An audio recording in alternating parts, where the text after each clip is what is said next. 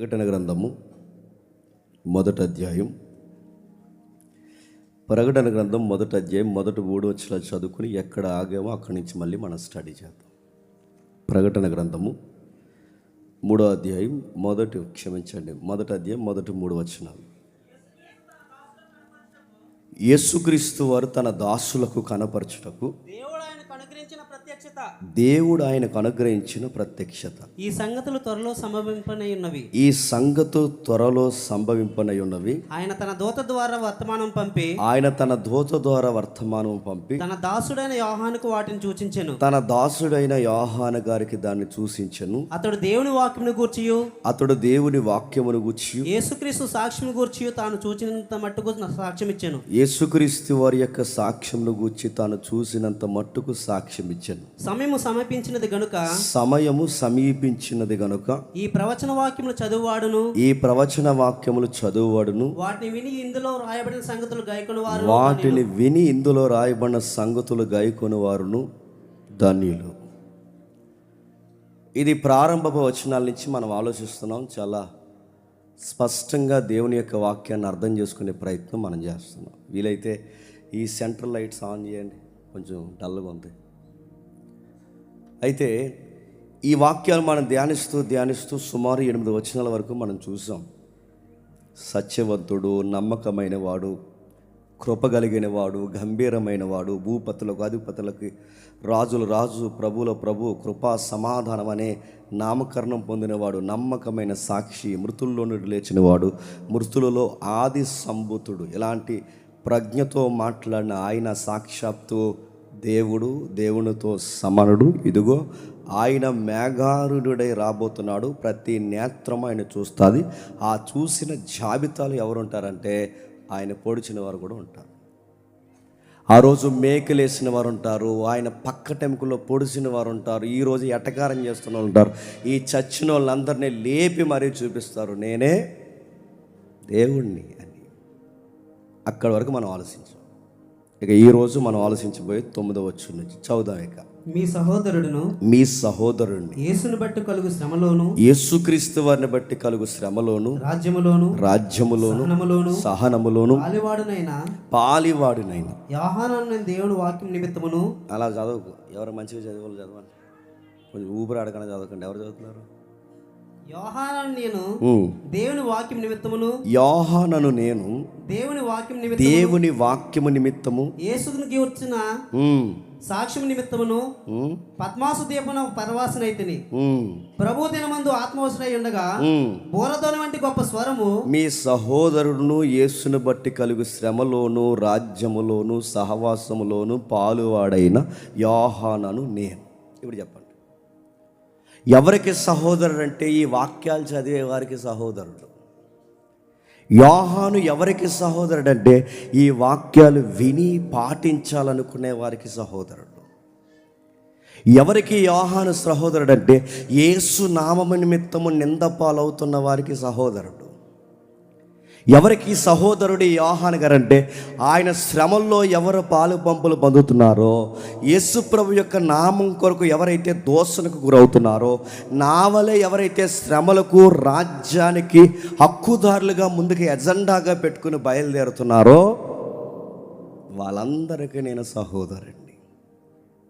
ప్రకటన గ్రంథం రాసిన యోహాను గారు ఎవరికి సహోదరుడు అవుతాడు, ఎవరికి బ్రదర్ అవుతాడంటే ఎవరికి పడితే వాళ్ళకి అవడు. ఆయన నామం నిమిత్తం శ్రమను అనుభవించే వాళ్ళకి అపోస్తులు మనకు బ్రదర్స్ అవుతారు. వారి వలె ప్రభు అయిన యేసుక్రీస్తు నామం కొరకు ఎవరైతే అసూలు బాయడానికి, రాజ్యములో సహవాసంలో ఎవరైతే ఉంటారో ఆ రాజ్యంలో నిలబడి ఆ పౌర హక్కులను కాపాడుకుంటూ యేసు నామం కొరకు ఎంత ఎత్తైనా ఎదురుగా నిలబడింది గవర్నర్ అయినా, ప్రధానమంత్రి అయినా, ప్రభుత్వాలైనా, మతోన్మాదులైనా ఎవడు ఎదురుగా నిలబడినా నేను యేసుని ఎరుగనని నేను అనను. మీ చట్టాలు ఎన్ని నా మీద రుద్దినా, మీరు నా మీద ఎంత అజమాయిషీ చేసినా యేసు నామం చెప్పొద్దు. ఆయన నామాన్ని గురించి మీరు ఎలుగెత్తి మాట్లాడొద్దు. ఈ బొట్టు మీరు పెట్టుకోకపోయినా, జయ్యని మా దేవుడు కొట్టకపోయినా మిమ్మల్ని చంపి పడేస్తామన్నప్పుడు ఎవరైతే బెదిరిపోకుండా యేసే నా దైవం, నజరేయుడైన యేసు నా రాజు అని ఎవడైతే ఒప్పుకుంటాడో వాడు నా బ్రదర్ అన్నాడు యోహాను.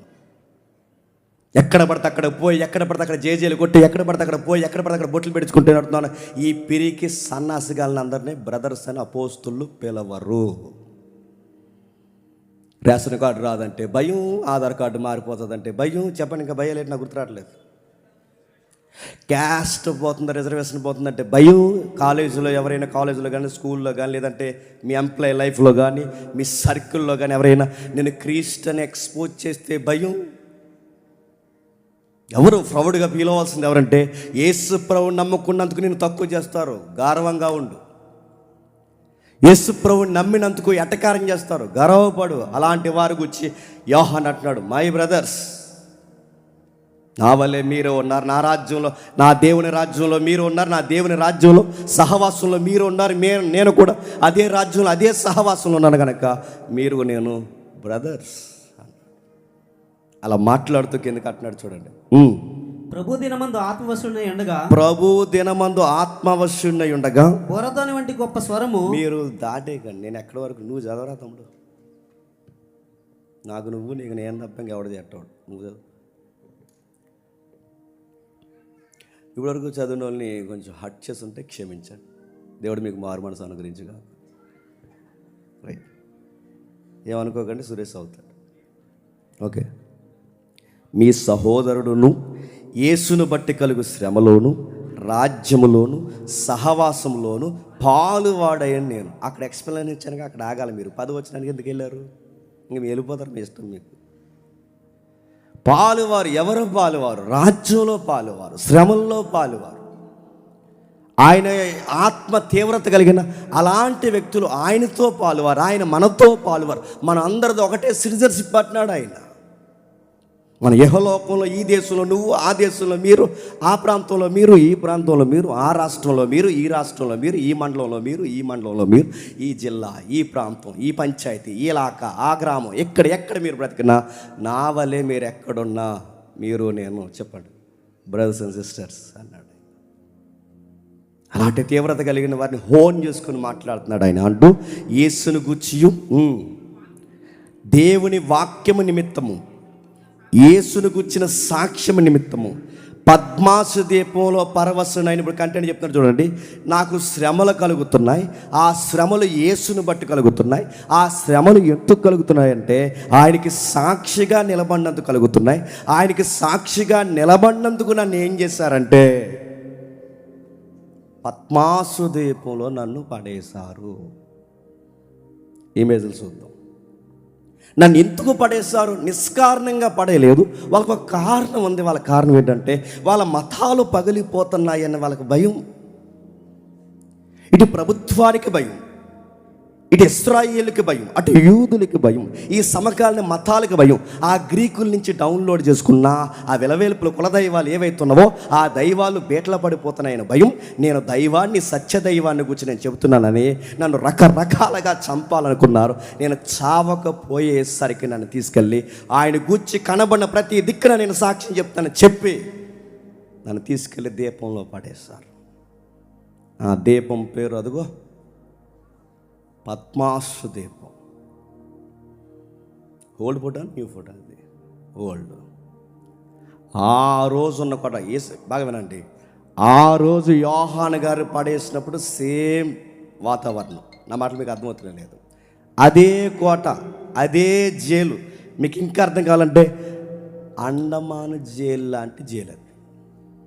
ప్రజెంట్ ఎలా ఉంది ఇప్పుడు మీరు చూడండి. అదిగో కాస్త పెయింట్లు వేశారు కానీ అదే కోట. అంటే ఈ కోటకి వయసు ఎంత?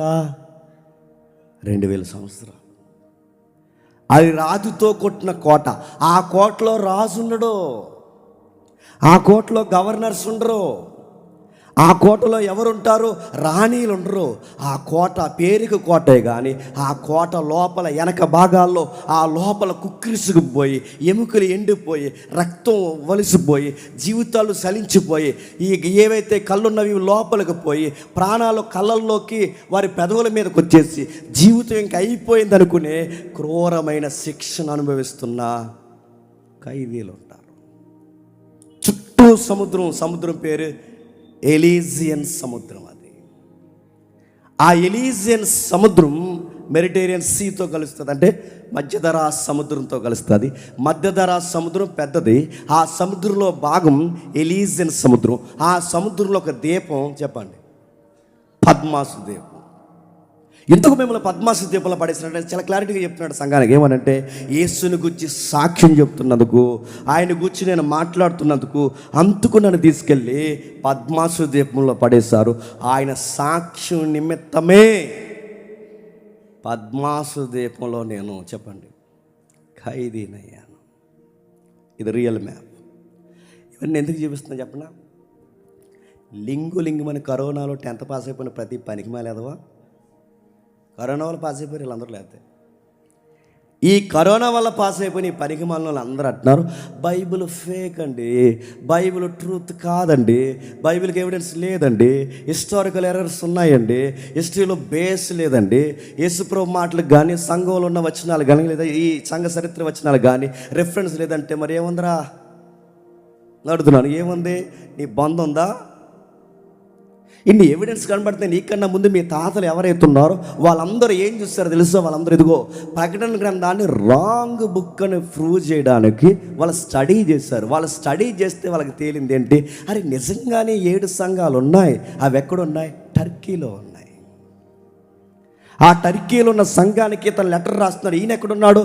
పద్మాసు దీపంలో ఉన్నాడు. అది ఎక్కడుంది? ఎలీజియన్ సముద్రంలో ఉంది. ఆ సముద్రం నిజంగా ఉందా? ఉంది. ఆ దీపం నిజంగా ఉందా? ఉంది. ఆ మెడిటేరియన్ సీ ఉందా? ఉంది. నిజంగా ఆయన రాసిన లెటర్కే సంఘానికి డిస్టెన్స్ 100 మైళ్ళు 100 కిలోమీటర్లు ఉందా? ఉంది. ఆ దీపం యొక్క నైసర్గిక స్వరూపం నీకు కావాలంటే అది సుమారు 15 మైళ్ళు. ఆ దీపం 15 మైళ్ళు, కిలోమీటర్లు, మైళ్ళని కిలోమీటర్లకు మలిస్తే 24 కిలోమీటర్లు. బహుశా ఇక్కడి నుంచి రాజానగరం అనుకుంటా. ఇక్కడి నుంచి రాజానగరం, ఇటు నుంచి మనకి ఈ జంక్షన్ ఏది ఉంది, ఎంత జంక్షన్, మన పెద్దాపురం పాండవులమేట జంక్షన్, ఎంత ఉంటుంది ఆ దీపం. చుట్టూ సముద్రం అంటే మీకు అర్థం కావాల్సింది, ఈ దీపం ఉంది 15 మైళ్ళు పొడవు ఉంటుంది, అంటే 24 కిలోమీటర్లు వద్ద దాని వైశాల్యం ఆక్రమించుంటుంది. ఆ కనబడుతున్న కోట అప్పటి నుంచి ఉంది. గమ్మత్తైన సంగతి చెప్పా, ఏదైతే మనం మాట్లాడుకుంటున్నామో పద్మాసు దీపాన్ని గురించి, ఆ పద్మాసు దీపానికి సమకాలీన దీపం అండమాన్. ముఖ్యాంశాలు మరోసారి, అండమాన దీవులు కూడా గ్రీకులు స్వాధీనంలో ఉన్నాయని హిస్టరీ చెబుతుంది. ఇది మేం పుట్టించిన మాట కాదు. అంటే గ్రీకులు, అంటే ఏషియన్ గ్రీక్ కింగ్డమ్లో సుమారు 1000 నుండి 1600 దీపాలు ఉన్నాయి. ఆ 1000 నుండి 1600 దీపాల్లో సుమారు ఈ దీపాలన్నీ కలిపితే దాన్ని డెడెకస్ అనే దీపకల్పం అని పిలుస్తారు. ఆ దీపకల్పాల్లో ఈస్ట్ సైడ్కి వస్తే మనకు రెడ్లో కనబడుతుంది చూడండి, అండమాన దీపం.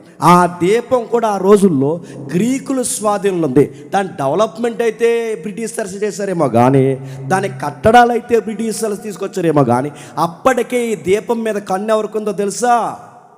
గ్రీకులకి. అప్పటికి దీపం ఎవరి నాలెడ్జ్లో ఉందో తెలుసా? రోమిలకి. అంటే అప్పటికే అండమాన దీవు గురించి నాలెడ్జ్ వాళ్ళకు ఉంది. అండమాన దీవులో ఖైదీలు ఉంటారన్న సంగతి బాగా వినండి. ఖైదీలు ఉంటారన్న సంగతి వెనక మన తెలుసు. మరి ఖైదీలు ఉండకముందు అక్కడ ఎవరు ఉండేవారు?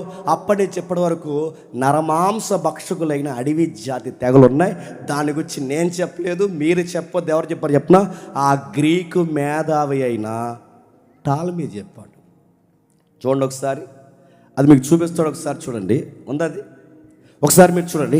టాలమీని అంటే వాళ్ళ స్వాధీనంలో ఉన్న ఆ దీవులకు పేరు పెట్టాడు. ఆ దీవులకు పేరు పెడుతూ ఆ రోజు పద్మాసు దీపం ఎలాగైతే వారి స్వాధీనంలో ఉందో, ఆ టాలమీ మాట్లాడుతూ అదిగో రాస్తున్నాడు చూడండి. కొంచెం జూమ్ చేయి. ఓకే. అగాథో డైమండ్ దీవులు. అగాథో డైమండ్ దీవులు అంటే భౌగోళిక శాస్త్రవేత్త అయిన టాలమీ ప్రకారం, ఆ పైన ప్రాచీన గ్రీకు భౌగోళిక శాస్త్రవేత్త టాల్మీ ప్రకారం అండమాన దీవుల్ని అగాథో డైమండ్ దీవులు అంటారు. ఇప్పుడు చెప్పండి, అండమాన్ ఉందన్నది ఎంత వాస్తవమో చెప్పండి, పద్మాసు ఉన్నదన్నది అంతే వాస్తవం. ఇవన్నీ ఆ రాజ్యాల పరిపాలన కింద ఉండేవి. మాట వినల వాళ్ళని తీసుకెళ్ళి చెప్పండి అంటే ఆ ప్రభుత్వానికి అనుకూలంగా లేని వారిని తీసుకెళ్ళి ఆ లోపల పడేసేవారు. అక్కడి నుంచి రాస్తున్నాడు ఈయనేమని. చదువుదాం, ఆ వచనమే చదువుదాం మరలా. యేసును బట్టి కలిగి శ్రమలోను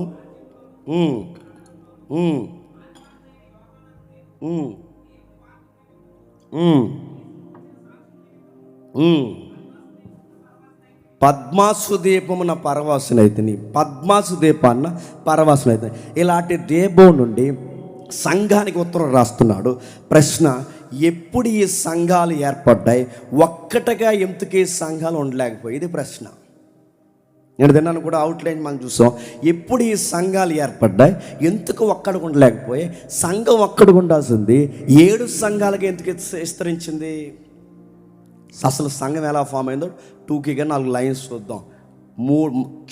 క్రీస్తు శకం 33 నుండి 36 వరకు చర్చ్ స్టార్ట్ అయింది. దాన్ని ఎలా రాస్తారు? 33, 36 AD church started explaining. 43, 47 Christian prosecution అంటే చర్చి మీద దాడులు జరిగాయి. 50 AD first council of Jerusalem with apostle and disables of Christ అంటే ఫస్ట్ కౌన్సిల్ జరిగింది అపోస్తుల దగ్గర 50వ సంవత్సరంలో. నెక్స్ట్ 50 నుంచి 70 వరకు 7 సంఘాలు ఏవైతే ఉన్నావో 7 churches Asia minor established in 70 AD Jerusalem temple and city of destroyed by Romans empire Titus లో ఆయన సందర్భంలో మొత్తం కొలాప్స్ చేసి పాడేశాడు సిటీని మొత్తాన్ని. ఆ టైంలో డిస్ట్రాయిడ్ జరిగింది. టైసస్ దీన్ని తీసుకొచ్చాడు. మొత్తం మీదకి టైసస్ లీడర్షిప్లో ఈ సంఘాన్ని ప్రజలను ఎప్పుడైతే గలిబిలి చేశాడో సంఘం 70లో పూర్తిగా చెదిరిపోతే సరిగ్గా 96 AD saint John letters and revelation book of revelation సరిగ్గా ఆ టైంలో రాయడం స్టార్ట్ చేశాడు అన్నమాట. ఇది సంఘం అంటే 3 లెటర్స్ రాశాడు, ఒక రెవల్యూషన్ రాశాడు. ఆ రాస్తున్న ఆయన మాట్లాడుతున్నాడు సువార్త కాకుండా. ఆయన మాట్లాడుతూ నన్ను ఎందుకు పద్మాసు దీపంలో పడేశారంటే కారణం ఒకటే. నన్ను పద్మాసు దీపంలో పడేయడానికి కారణం ఆయన గురించి చెబుతున్నాను నేను. సంఘ చరిత్ర రకరకాలుగా చెబుతుంది, వాటికి బేస్ ఉందో లేదో తర్వాత విషయం. కానీ యోహాన్ని పలు విధాలుగా చంపాలని ప్రయత్నం చేశారట. ఎలాగూ చావకపోయేసరికి ఈ మనుషుడు ఎలాగూ చావట్లేదని తీసుకెళ్ళి చెప్పండి పద్మాసు దీపంలో పడేశారట. అప్పుడు జరుగుతుంది ఏమని? 10వ వచనం, ప్రభు దినమందు ఆత్మవశున్నై ఉండగా నీవు చూస్తున్నది పుస్తకములో రాసి ఎఫెసు స్ఫురణ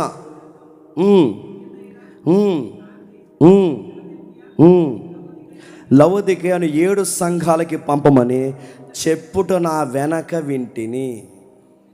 వింటున్నాడట. ఏమవుతుందో చూడండి. ప్రభు దినమందు పరవశున్నాయి. ఆల్రెడీ మన క్వశ్చన్ అవర్లో డిస్కషన్ చేస్తాం. ప్రభు దినం అంటే ఆదివారం.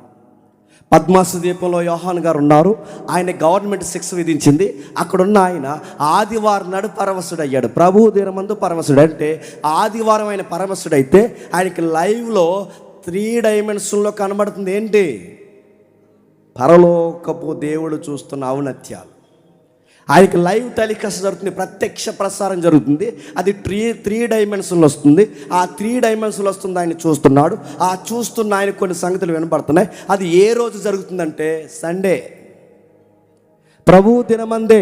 ఆదివారం ఎందుకు జరుగుతుందంటే ఆదివారం అపోస్తులకు ఒక ప్రత్యేకమైన దినం. ఎందుకు ప్రత్యేకమైన దినం సంఘానికంటే ఆదివారం నాడే ప్రభు మరణించి తిరిగి లేచాడు కనుక. అందుకే ఆ దినాన్ని ఏమన్నారంటే మనం ఆదివారం అన్నాం, వాళ్ళు ఏమన్నారంటే అది ప్రభు దినం అన్నారు. ఆదివారం నాడు పరవశుడై ఉండగా ఇదిగో ఒక దూత బోరదని వంటి గొప్ప శబ్దముతో నీవు చూచుచున్నది, క్షమించండి 10వ వచనంలో, ప్రభు దినమందు ఆత్మవశుడై ఉండగా బోరదని వంటి గొప్ప స్వరము నీవు చూచుచున్నది పుస్తకంలో రాసి ఎఫెసు స్ఫురణ పెర్గము తుయథెరా సార్దిస్ ఫిలదెల్ఫియా లవొదికయ అని 7 సంఘాలకు పంపమని నా వెనక నుండి ఒక బోర లాంటి ధ్వని చాలా శబ్దం వినబడుతుందంట. యోహాను నువ్వు చూస్తున్నది నిజమే యోహాను, రాయ్ 7 సంఘాలు ఏవైతున్నావో ఆ 7 సంఘాలు పేర్లు చెప్తున్నాను యోహాను. వాటిని నువ్వు చూస్తున్నది, వింటున్నది. నువ్వు రాయని ఒక శబ్దం బయట వెనక నుంచి వినబడుతుందట. ముందు కనబడుతున్నది దేవదూత, వెనక వినబడుతుంది మరొక స్వరం. ఆ స్వరం ఎలా ఉందంటే బోర స్వరంలా ఉందంట. ఎవరు ఆ స్వరం నేను ఎదురుగా చూశారట. ఆ స్వరం ఎవరని నేను ఎదురుగా చూస్తే ఏం చెప్తుంది? ఇదిగో నేను వినగా నాతో మాట్లాడుతున్న స్వరము. ఆ స్వరం ఏమిటని నేను చూడగా తిరిగి చూడగా 7 సువర్ణ దీప స్తంభాలను, ఆ దీపస్తంభాల మధ్య మనుష్య కుమారుని ఒకరిని చూసి ఆయన తన పాదాల మట్టుకు దిగుచున్న వస్త్రము ధరించుకొని రొమ్మును బంగారు దట్టి కట్టుకుని ఆయన తల వెంట్రుకలు తెల్లని ఉన్నిని పోలిన మహిమంత ధవలముగా ఉండెను. ఆయన నేత్రములు అగ్నిజ్వాలలో ఉండును. ఇది ఈయనెవరో? ప్రభు అయిన యేసుక్రీస్తు. యోహాను అనే ఉరుము స్వరంతో పిలిచిన ఆ స్వరం ఎవరిది? ప్రభు అయిన యేసుక్రీస్తు వారిది. నాతో మాట్లాడి నన్ను ఇలా రాయమని చెప్తున్నది ఎవరు? ఇప్పుడు చెప్పండి. ప్రకటన గ్రంథాన్ని యోహానుకి చెప్పి రాయించింది ఎవరు? ప్రభు అయిన యేసుక్రీస్తు వారు. యోహాను అని పిలవగానే ఎవరు నాతో మాట్లాడుతున్నారు అలా ఎనిదిరిగి చూశాడట. అలా ఎనిదిరిగి చూస్తే చూడలేకపోయాడు, భయపడిపోయాడు. ఆ చూడలేని ఆయన భయపడుతూ వివరిస్తున్నాడు. ఎవరైనా 7 సువర్ణ దీపస్తంభాలు ఉన్నాయి. ఆయన చేతిలో 7 సువర్ణ దీపస్తంభాలు. 7 సువర్ణ దీపస్తంభాలంటే ఏంటి? ఆ సువర్ణ దీపస్తంభాల మధ్య సంచరిస్తున్నాడట. ఆ సంచరిస్తున్న ఆయన 7 నక్షత్రాలు చేతితో పడి, ఇవన్నీ ఊహా చిత్రాలే. 7 సువర్ణ దీపస్తంభాలు, ఆ 7 సువర్ణ దీపస్తంభాల మధ్య 7 నక్షత్రాలు చేతబట్టుకున్నాడట. ఆయన తల, ఆయన వస్త్రము, ఆయన పాదాలు హిమమంతా తెల్లగా ఉన్నాయట. వాటిని చూస్తుంటే వర్ణిస్తున్నాడు. మీరు ఒక మాటలో రాయొచ్చు, యోహాను గారు ఎలా రాసేయచ్చు, నేను చూసిన గంభీరమైన దేవుడు నేను చూశాను, ఆయన పేరేదో కాదు, ప్రభు అయిన యేసుక్రీస్తు అంటే బాగున్ను అలా అనకుండా ఇవన్నీ ఎందుకు వివరిస్తున్నాడు? ఆ వివరణలో ఏదో క్లెయిమ్ చేస్తున్నాడు, ఏదో సంగీతం జ్ఞాపకం చేస్తున్నాడు. అందుకే చూడండి, 7 సువర్ణ దీపస్తంభాలు. సువర్ణ దీపస్తంభాలు, సువర్ణ దీపస్తంభాలు అంటున్నాను. దీపస్తంభాలు అంటే ఎక్కడో చదివాం, చెప్పాలి. మీకు మొదటి రోజే చెప్పాను, మనకి ప్రకటన గ్రంథం మీద బాగా అర్థవంతమైన వివరణ మనకు అర్థం కావాలి అంటే దాని ముందున్న పుస్తకాల మీద మనకి అవగాహన ఉండాలి. పొద్దున్న వంశాన్ గారు మాట్లాడుతూ మంచి మాట అన్నాడు. పాత నిబంధన నీడ, పాత నిబంధన చెట్టు కింద కూర్చొని చదివితే క్రొత్త నిబంధన అర్థమవుద్ది. క్రొత్త నిబంధన నీడని, క్రొత్త నిబంధన రుజువు నుంచి చూస్తే పాత నిబంధన మనకు అర్థమవుతుంది. ఇది ఒకదానికొకటి అవినాభావ సంబంధం. ఇప్పుడు నేను అది అంటున్నాను, ఈ సువర్ణ దీపస్తంభాలు అంటే ఏంటి? సువర్ణ దీపస్తంభాలు ఒకసారి మనం చూద్దాం. ఒకసారి నిర్గమాకాండము 25వ అధ్యాయం, నిర్గమాకాండం 25వ అధ్యాయం 31వ వచనం నుండి.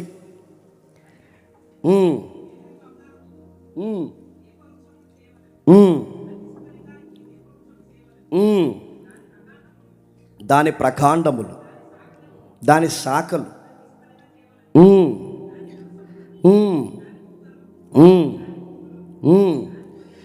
31 నుంచి 30 వరకు చదవండి. అందులో మనకు కావాల్సిన మాట, నువ్వు దీపస్తంభాన్ని ఈ విధంగా తయారు చేయాలి. ఎక్కడ పెట్టడానికి? దీపస్తంభాన్ని అతి పరిశుద్ధ స్థలంలో పెట్టడానికి. అతి పరిశుద్ధ స్థలంలో ఎవరుంటారు? మీరు చూడండి, ఇమేజ్ ఉంటుంది చూడండి, అదిగో అక్కడ పెట్టాలి. ఆ దీపస్తంభాన్ని ఎక్కడ పెట్టాలి? దేవుని గుడారంలో పెట్టాలి. అంటే గుడారంలో దీపస్తంభం ఉంటుంది. దీపస్తంభం ఉన్న దగ్గర ఎవరుంటారు? దేవుని సన్నిధి ఉంటుంది. దేవుని సన్నిధి ఉన్నదంటే ఎవరున్నట్టు? దేవుడు అన్నట్టు. ఇప్పుడు చెప్పండి, వెనక్కి తిరిగి చూస్తే నాతో మాట్లాడుతున్న వారు ఎవరని నేను తిరిగి చూస్తే ఒక వ్యక్తి నాకు కనబడుతున్నాడు. ఆ వ్యక్తి మనుష్య కుమారుని పోలిన వాడై ఉన్నాడు. ఆ మనుష్య కుమారుని పోలిన వాడు నాకు కనబడితే ఎవరా అని నేను చూస్తే ఆయన దీపస్తంభాల మధ్య సంచరిస్తున్నాడు. దీపస్తంభాల మధ్య ఎవడ పడతాడు సంచరించకూడదు. ఎవరు సంచరిస్తారో తెలుసా? దేవుడు తప్ప ఎవరు సంచరించరు. ఇప్పుడు చెప్పండి, యోహాను గారు ఏమని క్లెయిమ్ చేస్తున్నారంటే పాత నిబంధనలో దీపస్తంభాలు జ్ఞాపకం చేస్తూ ఆ పాత నిబంధన దీపస్తంభాల మధ్య ఏ దేవుడు ఉంటాడో ఆ దేవుడే నాకు మనుష్య కుమారుడిగా కనబడుతున్నాడు.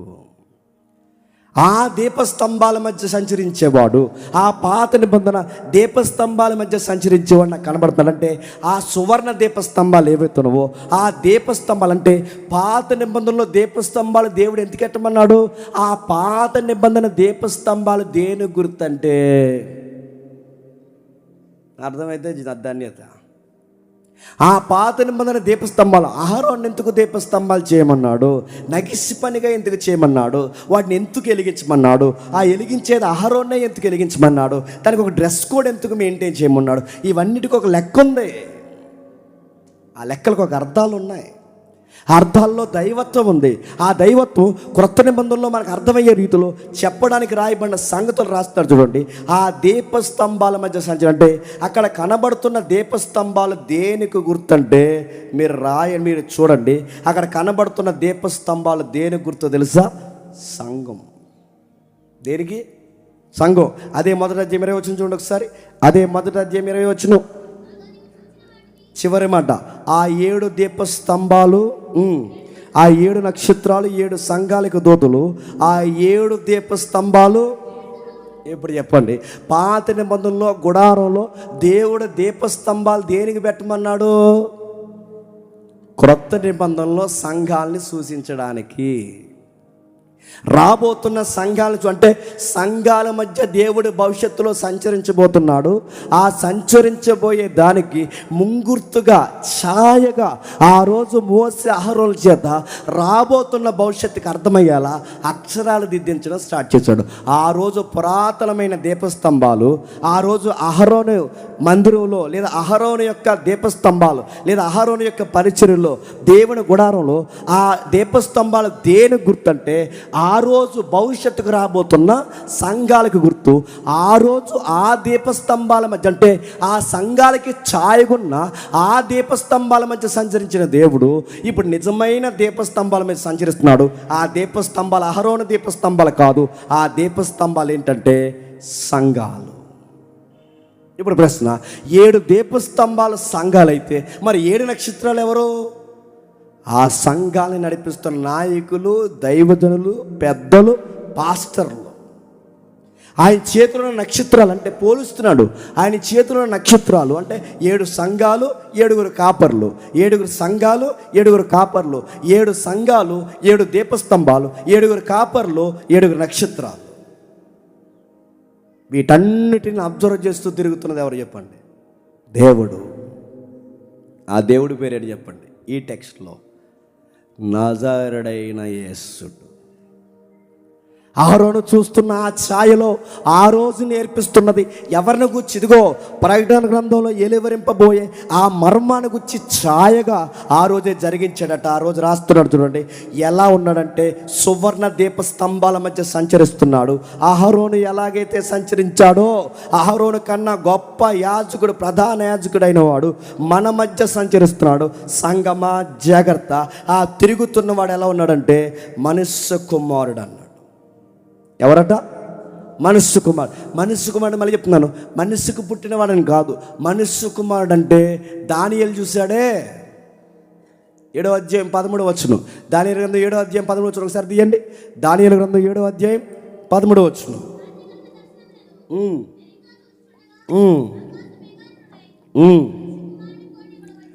ఆకాశ మేఘారుడై మనుష్య కుమారుని పోలిన ఒకడు వచ్చి ఆ మహారుద్ధుడైన దైవము సన్నిధిన నిలుచుండి ఉండుట, ఆయన సముఖమునకు తేబడుట, ఆయన మహిమతో నిండి ఉండుట నేను చూస్తున్నాను. ఇప్పుడు చెప్పండి, మనుష్య కుమారుడు అంటే మరియమ్మకు పుట్టాడని కాదు. మనుష్య కుమారుడు అంటే మానవుడు అని కాదు. మనుష్య కుమారుడిగా ఎందుకు కనబడుతున్నాడంటే ఆయన పుట్టాడు కాబట్టి కనబడుతున్నాడు. కానీ ఆయన ఒరిజినాలిటీ ఏంటో మీరు చూడండి. ఆయన దైవం, దేవుడితో సమానుడు. అంటే యోహాను గారు ఏ విషయాలు ప్రస్తావిస్తున్నాడు? దానియేలు చెప్పిన ఆ మనుష్య కుమారుడు నాకు కనబడుతున్నాడు. 7 స్తంభాల మధ్య సంచరిస్తున్నవాడు నాకు కనబడుతున్నాడు. 7 నక్షత్రాలు చేతపట్టుకున్నవాడు నాకు కనబడుతున్నాడు.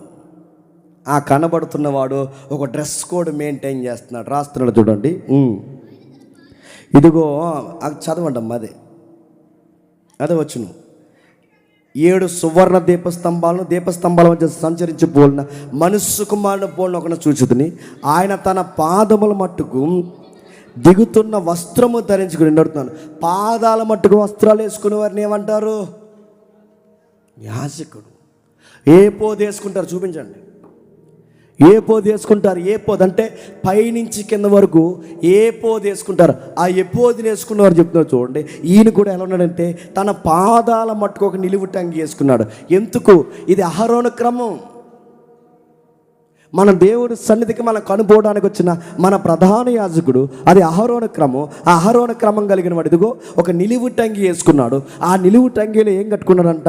నడుము, ఆయన రమ్ముకి ఆయన తన పాదములకు దిగి వస్త్రం ధరించుకున్నాడు. రమ్మున బంగారు దట్టి కట్టుకొని ఉండెను. ఎక్కడట? రమ్ముకి నడుతున్నా. రొమ్ముకు బంగారు దట్టి ఎవరు కట్టుకుంటారు? నీ వంద చెప్పండి. నిలువుటంగి ఎవరు వేసుకుంటారు చెప్పాలి? యాజకులు. నడుముకి కాదు, మళ్ళీ అడుగుతున్నాను, నడుముకి కాదు, రొమ్ముకి దట్టి అంటే బంగారు దట్టి ఎవరు కడతారు? అది ఎవరు చెప్పారు? సైనికులు కాదు, అది ఎవరు? రాజులు కట్టుకుంటారు. ఎక్కడ? మొదటి సమూయేలు గ్రంథం 18 అధ్యాయం, మొదటి సమూయేలు గ్రంథం 18 అధ్యాయం 4వ వచనం. యోనాతాను తన దుప్పటిని ఏంటి మైకి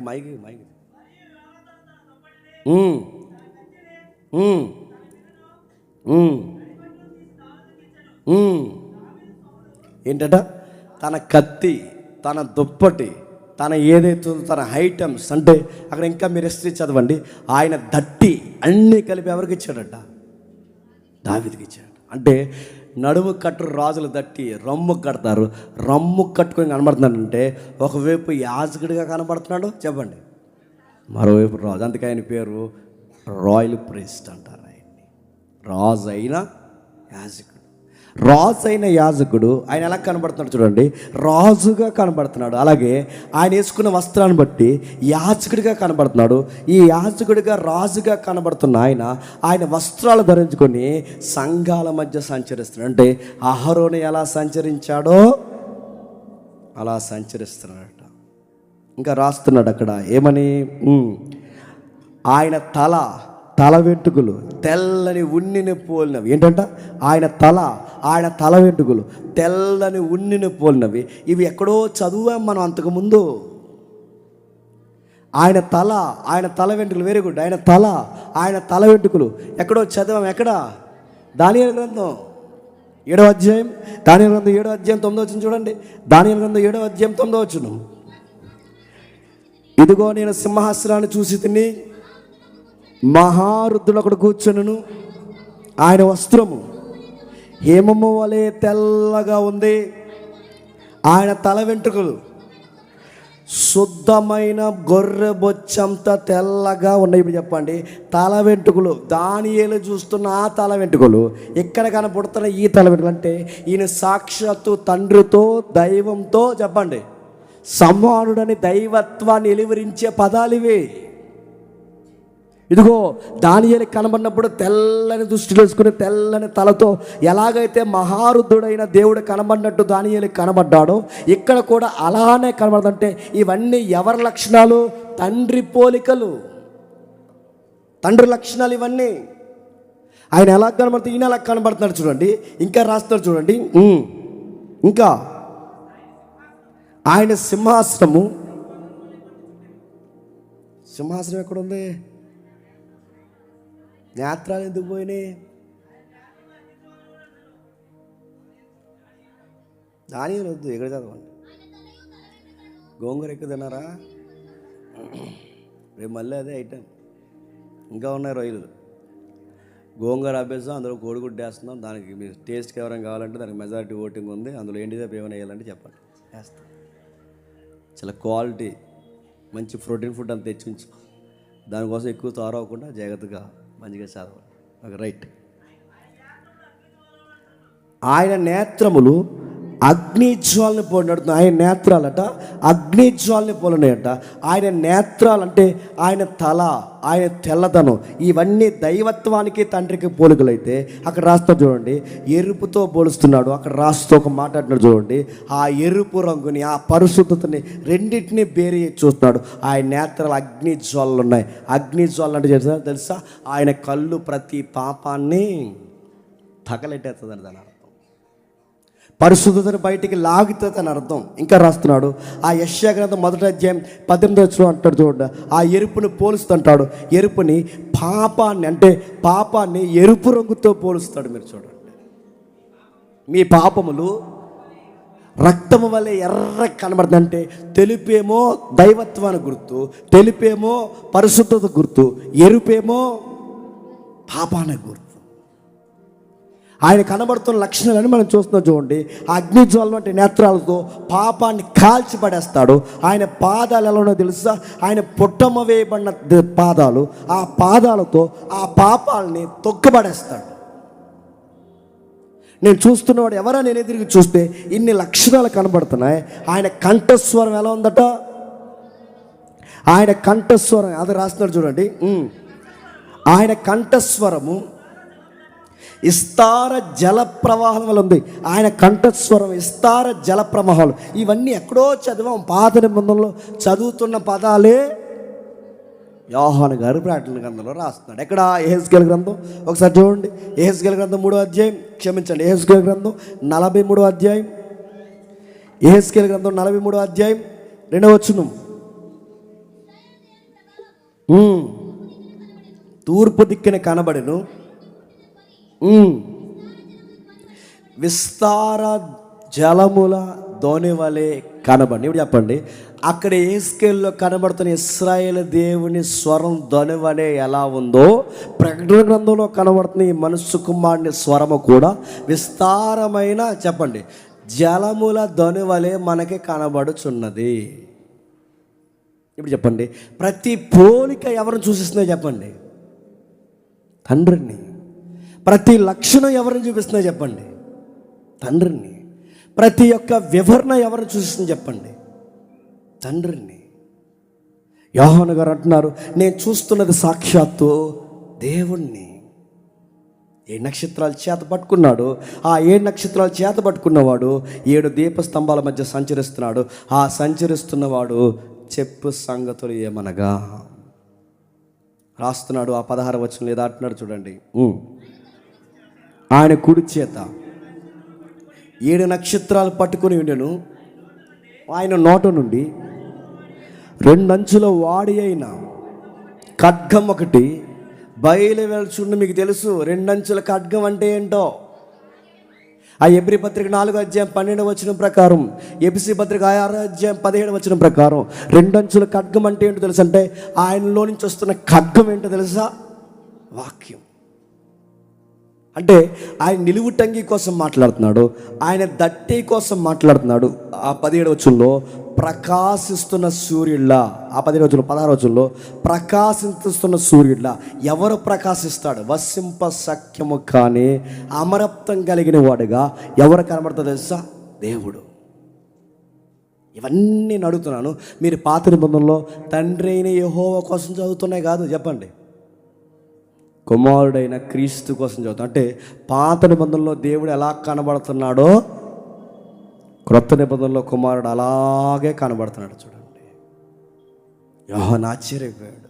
ఇంకా అది చూసి యోహాను అది చూసి స్పీడ్గా ఉండండి, నేను ఆయన చూడగానే చచ్చిన వాని వలె ఆయన పాదముల యొద్ద పడి తిని, ఆయన తన కుడి చేతి నా మీద ఉంచి నాతో ఇట్లా, నేను భయపడకము, నేను మొదటి వాడను కడపటి వాడను. ఇక నడుపుతున్నాను.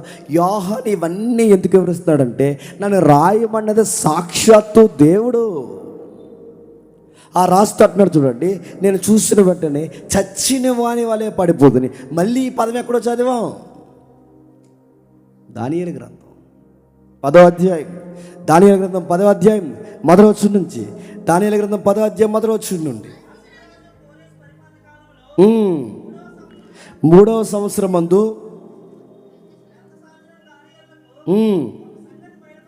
ఒక సంగతి బయలుపరచబడెను.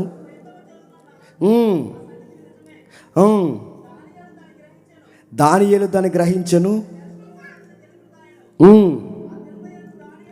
ఆ దినముల యందు దానియేలుకు నేను 3 వారాలు దుఃఖప్రాప్తునైతిని.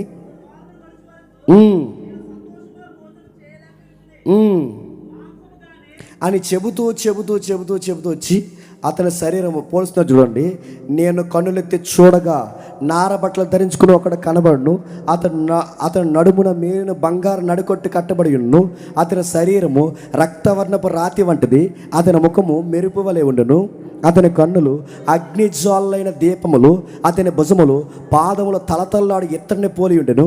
అతని మాటల ధ్వని నరసమూహమంత కంఠ ధ్వని వలె ఉండెను. దానియేలు నాకు ఈ దర్శనము కలుగా నాతో మాట్లాడుతున్న మనుషులు దాన్ని చూడలేదు, కానీ మిగిలిన వారు భయాక్రాంతులయ్యి దాక్కుని వలనని పారిపోయి నేను ఒంటరినై ఆ గొప్ప దర్శనం చూసినందున నాతో బలం ఏమీ లేకపోయాను. నా సొగసు వికారమైను, బలము నా యందు నిలవలేదు. నేను అతని మాటలు విని నేను నేలను సాష్టంగపడి గాఢ నిద్రలోకి పోయిన వాడిని అయితే అప్పుడు ఒక నా చేతిని ముట్టి నా మోకాల మీద అరిచేతుల మీద నేల మీద నన్ను నిలబెట్టి, దానియేలు నీవు బహుప్రియుడవు, నేను నీ యొద్దకు పంపబడదని నీవు లేచి నిలబడి నీతో చెప్పుచున్న మాటలు తెలుసుకున్నాము, వాటన్నిటిని జాగ్రత్తగా చెప్పిన సంగతులు ప్రజలకు వినిపించు. ఇప్పుడు చెప్పండి, యోహాను మొదటి అధ్యాయంలో చూస్తున్న ఈ అనుభవం యోహాను గారి కన్నా ముందే ఎవరు చూస్తున్నారు చెప్పండి? అంటే మనుష్య కుమారుడు ఇప్పుడిప్పుడు కొత్త కనబడుతున్నది కాదు. ప్రభు అయిన యేసుక్రీస్తు వారు ఇప్పుడిప్పుడు కొత్త కనబడుతున్నది కాదు. పూర్వకాలం నుంచి బిలాముకు కనబడ్డాడు, పూర్వకాలం నుంచి యాకోబుకు కనబడ్డాడు, పూర్వకాలం నుంచి అబ్రహాముకు కనబడ్డాడు, పూర్వకాలం నుంచి యెషయాకు కనబడ్డాడు, పూర్వకాలం నుంచి హెస్కేలుకు కనబడ్డాడు, పూర్వకాలం నుంచి మలాకీకి కనబడ్డాడు, పూర్వకాలం నుంచి ప్రవక్తలకు కనబడ్డాడు, పూర్వకాలంలో దానియేలుకు కనబడ్డాడు. దానియేలు ఎలాగైతే స్పృహ కోల్పోయి పడిపోయాడో యోహాను కూడా అలాగే స్పృహ కోల్పోయాడు. ఆయన ఎందుకు స్పృహ కోల్పోయాడు? యోహానుకి ఎవరు కనబడ్డారో దానియేలుకి ఆయనే కనబడ్డాడు. దానియేలుకి ఎవరు కనబడ్డారో అందుకే ప్రకటన గ్రంథంలో రాస్తున్న సంగతులు పోలికలు ఇప్పుడు కొత్తగా రాస్తున్నాం కాదు. ఆల్రెడీ పాత నిబంధన నుంచి ఈ దేవుడితో భక్తులకి అనుభవాలు ఉన్నాయి. తన ఔన్నత్యము, తన గొప్పతనం రాస్తున్నాడు చూడండి. చచ్చిన వాళ్ళే పడిపోతుంది అంటున్నాడు. మొదటి వాడిని ప్రకటన గ్రంథంలో మొదటి వాడిని కడపటి వాడిని. మళ్ళీ ఈ పదం ఎవరిది? నేను మొదటి వాడిని కడపటి వాడిని అని అంటున్నది ఎవరు? ఈ మొదటి వాడు కడపటి వాడని మాట్లాడుతున్నది ఎవరు? యెషయా గ్రంథం 44వ అధ్యాయం 6వ వచనం. యెషయా గ్రంథం 44వ అధ్యాయం 6వ వచనం.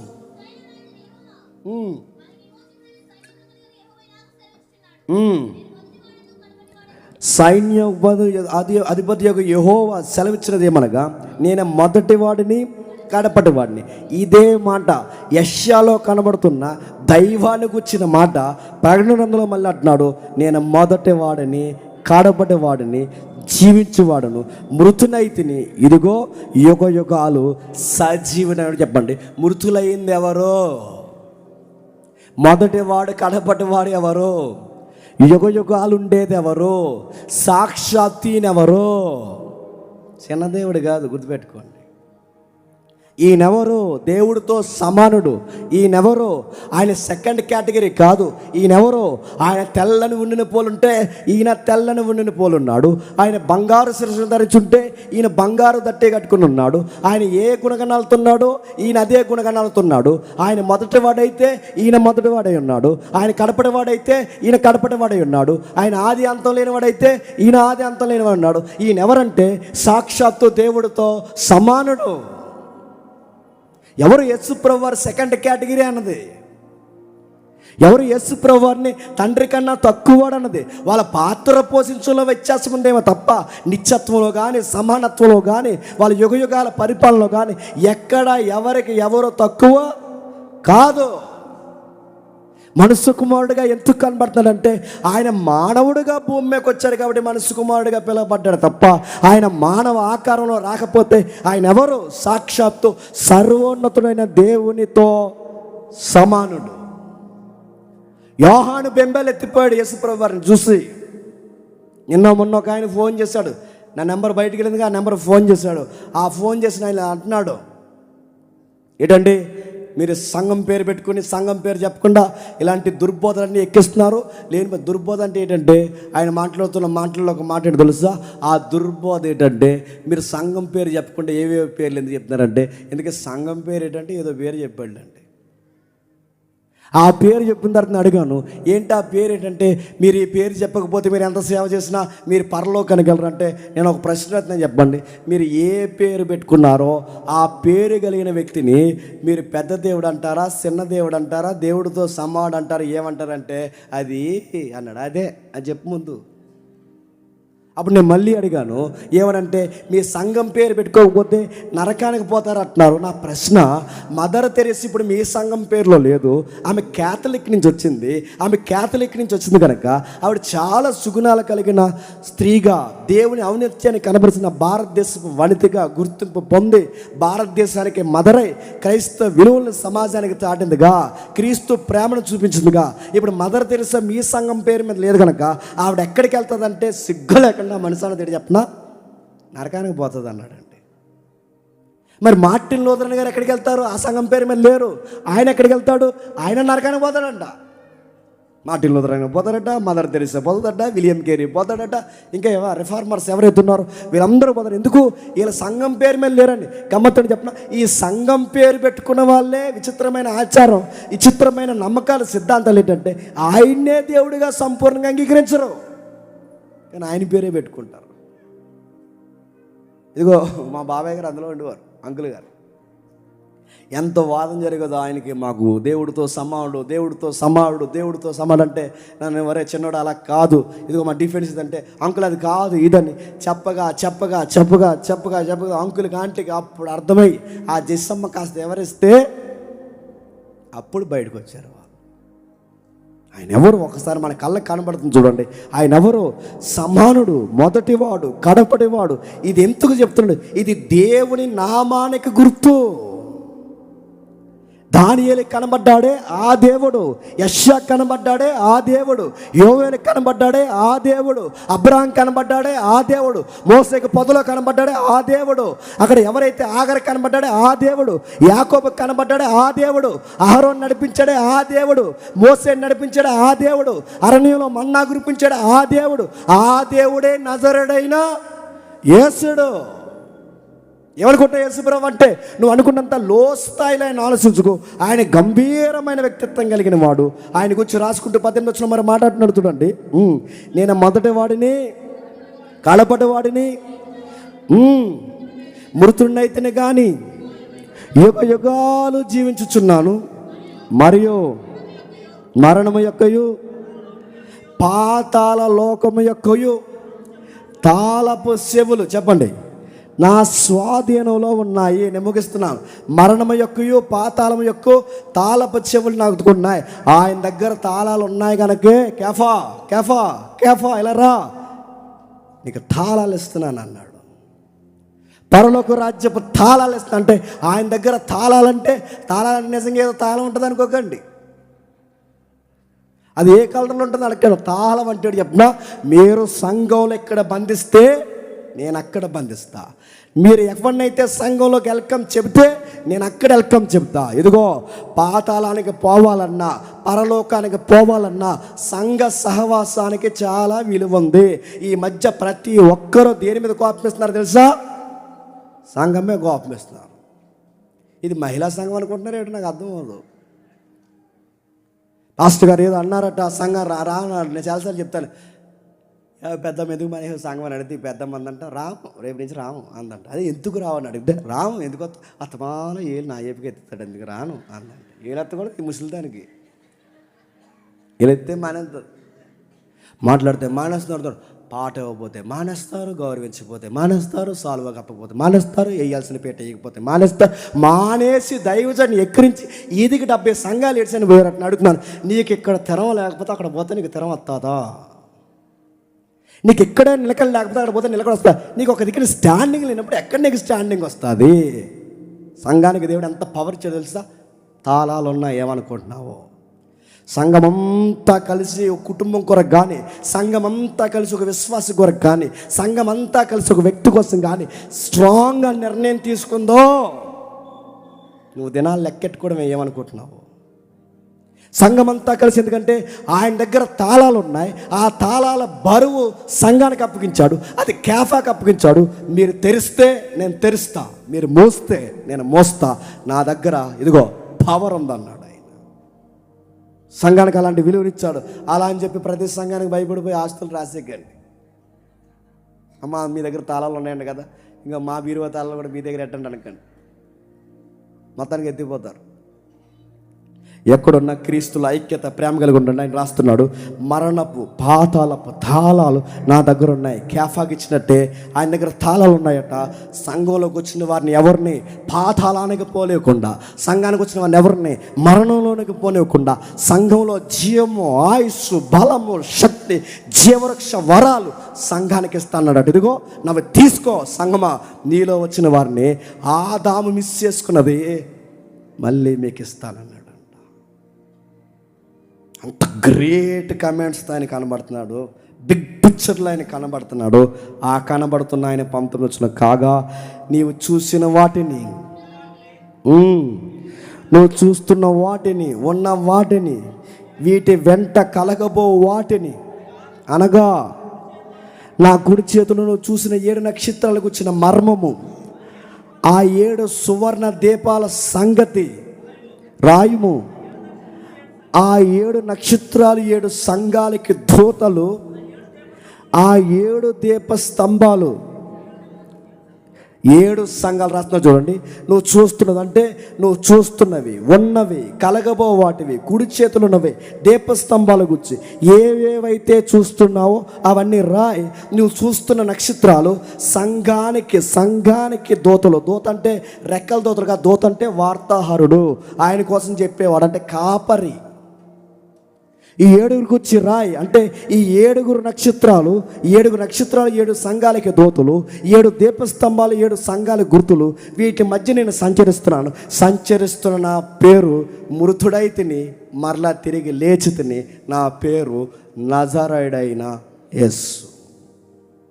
నేను దేవుడిని ఆయన క్లైమ్ చేసుకుంటున్నాడు. చాలామంది గుడ్డలు అడుగుతారు ఏమనంటే, యేసు ప్రభు ఎక్కడైనా తనను తాను చెప్పండి దేవుడని చెప్పుకుని కాదు, ఏకంగా కనబడ్డాడు దేవుడని. దేవుడని చెప్పుకుని కాదు, దేవుడుగా కనబడ్డాడు, దేవుడిగా చెప్పుకున్నాడు, దేవుడిగా వివరించుకున్నాడు. నేను మొదటివాడిని, కడపడవాడిని, ఆల్ఫా ఒమేగా, కలిగి ఉన్నది ఏది నేను లేకుండా కలగలేదు, మృతుల్లో ఆది సంభూతుణ్ణి, తండ్రితో సమానుణ్ణి. ఇన్ని చెప్పుకుంటూ వచ్చాడు. పాత నిబంధనలో కనబడుతున్న దీపాలు బాగా నియమిస్తున్నాను. పాత నిబంధనలో దీపాలు ఎవరు వెలిగిస్తారో తెలుసా? ఒకసారి పిక్చర్ చూద్దాం. పాత నిబంధనలో కనబడుతున్న దీపాలు ఎవరు వెలిగిస్తారంటే, వేయండి ఆ పిక్చర్ వేయండి, అహరోను వెలిగిస్తాడు. పాత నిబంధనలో కనబడుతున్న దీపాలు అహరోను వెలిగిస్తాడు. విషయం ఏంటి చెప్పిన, అహరోను వెలిగిస్తాడు. ఆరిపోయిన దీపాల ఒత్తులు చెప్పండి కట్ చేస్తాడు. నేను ముగిస్తున్నాను, భయం వేసేమాట. అహరోను వెలిగిస్తాడు. ఆరిపోయిన ఒత్తులు ఏవైతున్నావో ఆ ఒత్తుని కత్తిరిస్తాడు. అక్కడ అహరోను వెలిగే దీపాన్ని ఇంకా వెలిగిస్తాడు, ఆరి మస్సైన ఒత్తుని కత్తిరిస్తాడు. కానీ గమ్మత్తని చెప్తున్నా, ఇక్కడ నూనె పోసేది ఇప్పుడు అహరోను కాదు, ఇక్కడ దీపాన్ని వెలిగించేది అహరోను కాదు. అహరోను కన్నా గొప్పవాడు ప్రభు అయిన యేసుక్రీస్తు. ఒక సంఘం ఎలగాలన్నా ఆయన వెలిగిస్తాడు. ఓ సంఘం ఆరిపోతే ఆయనే కట్ చేసేస్తాడు. అహరోను కన్నా గొప్పవాడు. సంఘాల మీద సంచరిస్తున్నాడు. ఏం చేస్తున్నావు సంఘమా? ఏం చేస్తున్నావు? కులానికి పెద్ద పెట్టేస్తున్నావా? ఎంటర్టైన్మెంట్కి పెద్ద పెట్టేస్తున్నావా? వంశానికి పెద్ద పెట్టేస్తున్నావా? లగ్జరీకి పెద్ద పెట్టేస్తున్నావా? సుఖానికి పెద్ద పెట్టేస్తున్నావా? దేనికోసం వెలుగుతున్నావు? వెలగిన ప్రతి దీపపు ఒత్తుని ఆ రోజు అహరోను కట్ చేస్తే, సంఘాల మధ్య సంచరిస్తున్న యేసు ఎలగన ప్రతి సంఘాన్ని చెప్పండి కట్ చేసేస్తాడట. విశ్వాసుల్ని కట్ చేసేస్తాడట, సంఘాన్ని కట్ చేస్తాడట. ఆ కాపరి తినంగా లేకపోతే చెప్పండి వాడిని కట్ చేస్తాడట. ఆయన చేతిలో ఏముందో చెప్పనా? వెలిగించాలన్న ఆయనే చెప్పండి ఆరిపోయాలన్న ఆయనే, సంఘం ఎలగాలన్న ఆయనే, ఆరిపోయాలన్న ఆయనే. ఎవ్రీడే నీ సంఘంలో ఆయనకి వచ్చిపోతున్నాడన్న సంగతి నీకు అర్థమైతే నీకు భయం వేస్తుందా లేదా? ప్రతి సహవాసపు ఆదివారం కూడికలో నువ్వు మాట్లాడుతున్న మాటల దగ్గరికి ఆయన పలుమార్లు వచ్చి చూసి వెళ్ళిపోతున్నాడంటే నువ్వు నమ్మగలవా? ఇప్పుడు కూడా నేను ఇక్కడ మాట్లాడుతుంటే ఈ ఇలాకాలో ఆయన సంచరిస్తున్నాడు అంటే నువ్వు నమ్మగలవా? జేమ్స్ గడ్ ఏం మాట్లాడుతున్నాడు ఆయన చూడ్డనుకుంటున్నారా? ఎవరు గోంగూర ఎంతకు తిన్నారో ఆయన చూడ్డనుకుంటున్నారా? టీనేజ్ ఎవరు ఊగేస్తారో చూడ్డనుకుంటున్నారా? అన్నీ చూస్తా. మన దేవుడు ఎలా చెప్పిన వాళ్ళ పళ్ళ సందుల్లో మాంసపు మొక్కలు ఉండిపోవడం కూడా చూశాడు మన దేవుడు. వాళ్ళ గొంతు వరకు ఆహారం ఇలా కత్తెట్టి తగిలే కక్కితే వచ్చేంత ఆహారం మింగడం కూడా వాళ్ళు చూశాడు ఆయన. అన్నీ చూస్తాడు ఆయన. సర్వము వ్యాపించినవాడు.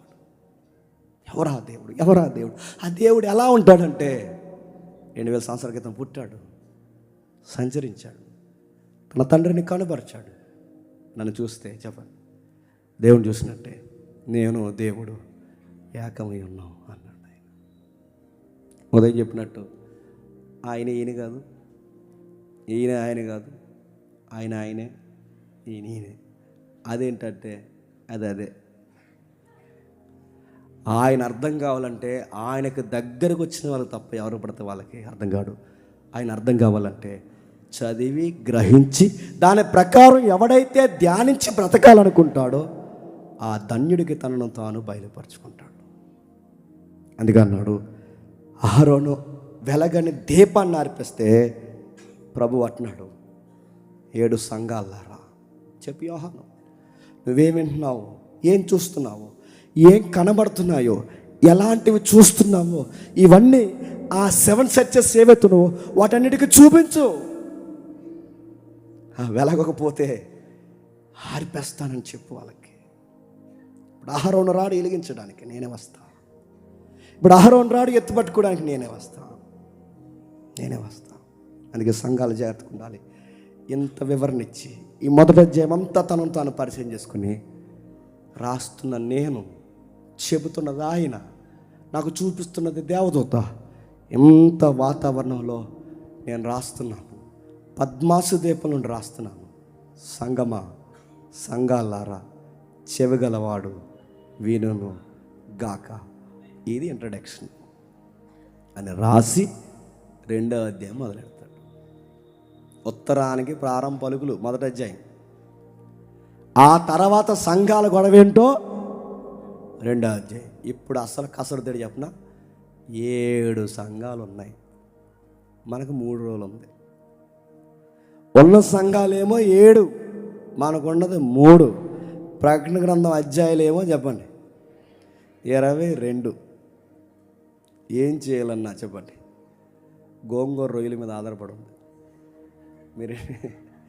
మీరన్న దాన్ని బట్టే ఒక రిఫరెన్స్ చెప్పి నేను ముగిస్తాను. ప్రతిసారి మనకి 7, 7, 7 7 దీపస్తంభాలు, 7 నక్షత్రాలు, 7 కామన్ కనబడుతుంది. గమ్మత్తేడు చెప్పు, యూనివర్స్లో 7 అనే సంఖ్య విశ్వమంతా వ్యాపించిందంట. స్రైజక్ విశ్వమంతా వ్యాపించిందంట. ఆ 7 అనేది దేని గుర్తంటే స్రైజక్ ఏమంటాడంటే స్రైజక్ న్యూటన్ అబౌట్ రెయిన్బో. చూడండి, ఆ 7 రంగులు అంటే రెయిన్బోలో 7 కలర్స్ ఉంటాయి. ఆ 7 కలర్స్ దేని గుర్తంటే స్రైజక్ న్యూటన్ అంటాడు ఇది గాడ్స్ సింబల్ అంటాడు ఆయన. యూనివర్స్లో కూడా 7 రంగులట. 7 ఆ రోజుల సృష్టి, 7వ దిన విశ్రమం, 7 దీపస్తంభాలు, 7 నక్షత్రాలు, 7 కలర్లు. 7 అంటే అందుకే చూచాయిగా వ్యాఖ్యానకర్తలు అందరూ ఏమంటారంటే సంపూర్ణమైన సంఖ్య 7. ఆ 7వ నెంబర్ దేని గుర్తంటే అది దేవుడు ప్రతి పనికి వాడుకున్న ఒక సంపూర్ణమైన సంఖ్య. అందుకే 7 సంఘాలను ఎందుకు ఇచ్చాడంటే 7 సంఘాలు సార్వత్రిక సంఘానికి సంపూర్ణమైన సంఖ్య. 7 దూతలు ఎందుకు ఎత్తాడంటే సార్వత్రిక సంఘానికి 7 దూతలు సంపూర్ణమైన సంఖ్య. Majority universe number 7. అది కొంతమంది ఏమన్నారంటే ఇది గాడ్ నెంబర్ అంటారు దీన్ని.